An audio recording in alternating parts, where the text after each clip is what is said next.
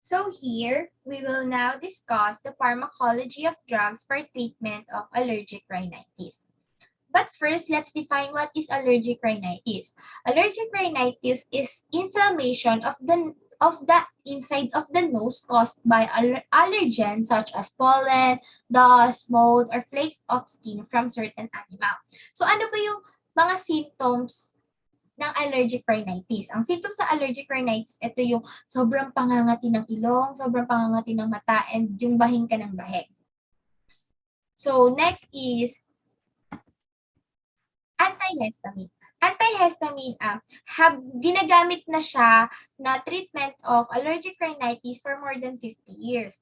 So their therapeutic effect is based on the blockade of H1 histamine receptor located on the nasal vasculature and nerve ending.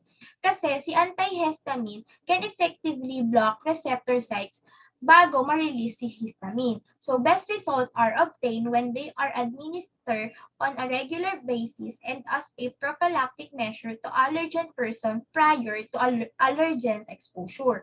So H1 receptor, ang H1 receptor ay class of medication na nagbablock ng action ng histamine and also hinahelp niya ma-relieve yung mga allergic reaction natin.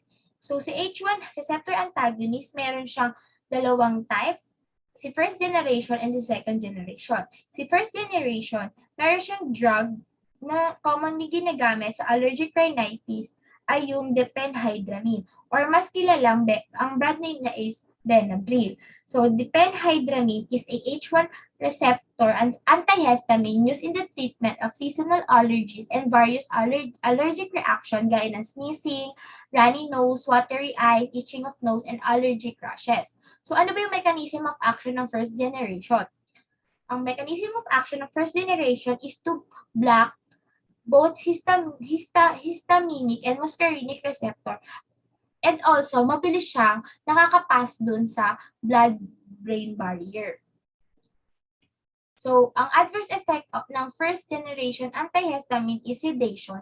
Kaya siya may adverse effect na sedation kasi 'di ba mabilis siyang nakakapasok dun sa blood-brain barrier ng CNS. So, impairment of ability to perform tasks. So, hindi natin ganun magagawa yung mga dapat natin gawin kasi nga sobrang inaantok na once na nag-take na the generation antihistamine.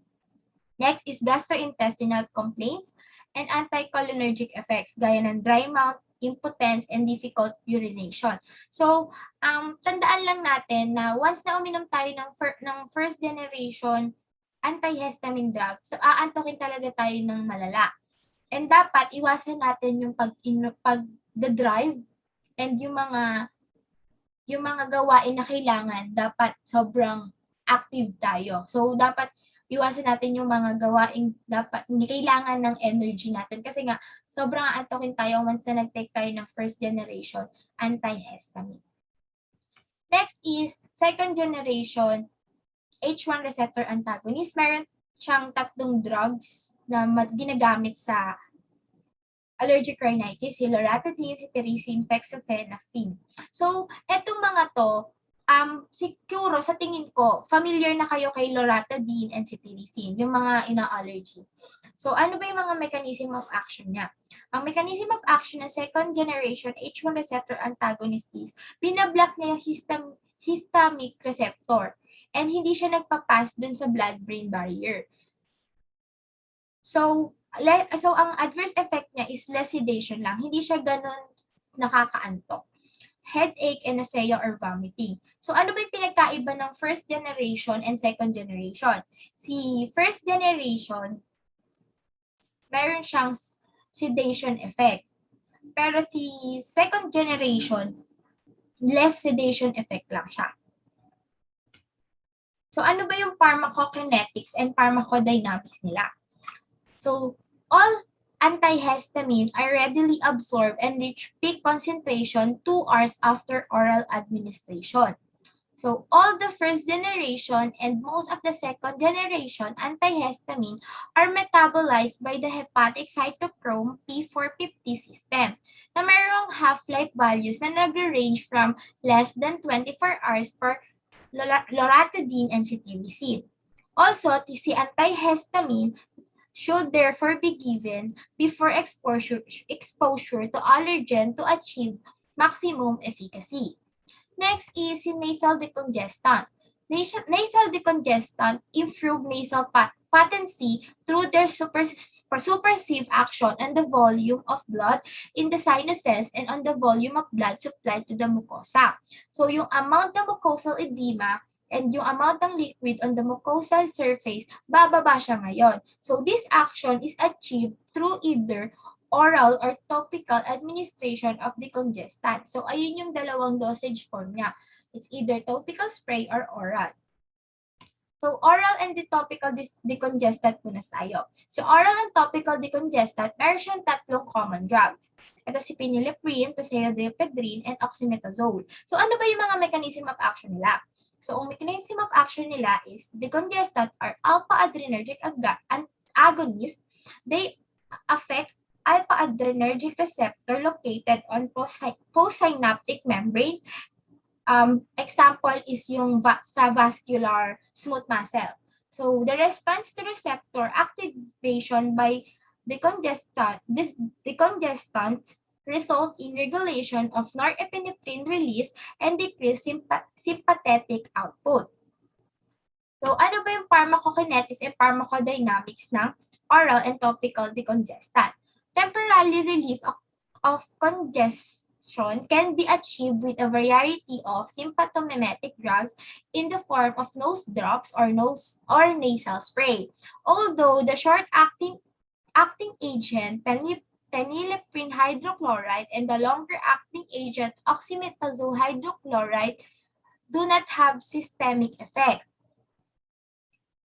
So, once na kino-continue natin yung paggamit ng mga drugs na to for more than 5 or 7 days, pwede siya mag-lead to a progressively more severe nasal obstruction, commonly known as rhinitis medicamentosa.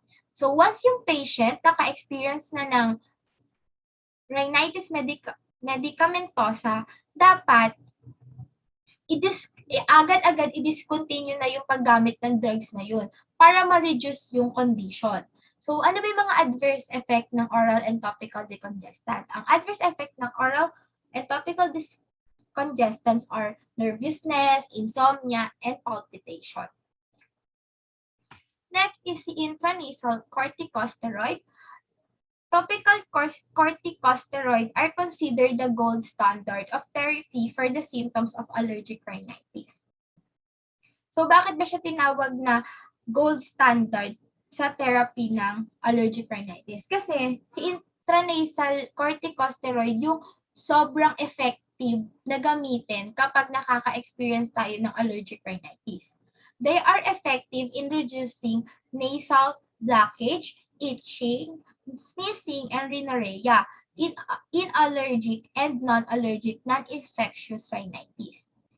They are most effective when started several days before an allergy or irritant exposure and should therefore be used on a regular rather than a as-needed basis. So, ano ba yung mga drugs na meron sa intranasal corticosteroids? So, meron tayong dalawang drug na commonly used ginagamit sa allergic rhinitis. Si beclomethasone at si fluticasone. So, ano ba yung mechanism of action? So, mechanism of action ng intranasal corticosteroids modify the inflammatory process by modifying gene expression when glucocorticoids combine with intracellular steroid receptors. The resulting complex interacts with DNA to form cell-regulating protein. So, itong protein na to, ini-inhibit niya yung leukocyte priming and nililimit niya yung secretion of cytokines and other mediators.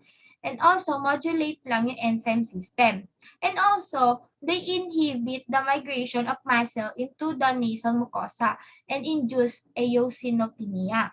So, these regulatory proteins also dinidecrease na yung microvascular permeability and edema and ini-inhibit niya yung mucus secretion. So, ano ba yung mga adverse effect ng intranasal corticosteroid? Ang adverse effect niya is local irritation, dryness, burning.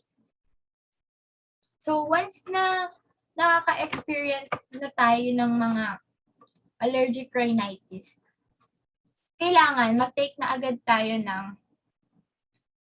ng mga drugs na pwede sa kanya. Yun lang for this video. Thank you!